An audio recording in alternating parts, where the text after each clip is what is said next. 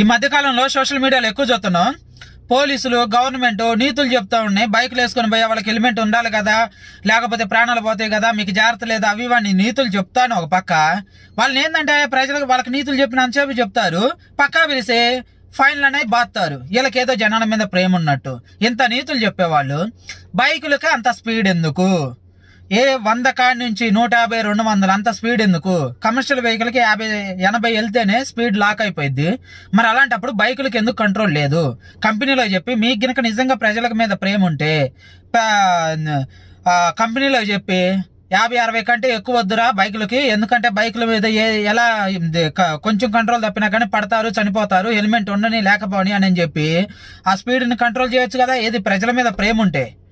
అలా అలాంటివి చేయాల్సినవి చేయరు. హెల్మెట్లు తక్కువ రేటుకు పెట్టొచ్చు కదా, 2000, 3000 ఎందుకు, 500, 200, 300 పెట్టొచ్చు కదా కంపెనీలతో మాట్లాడి.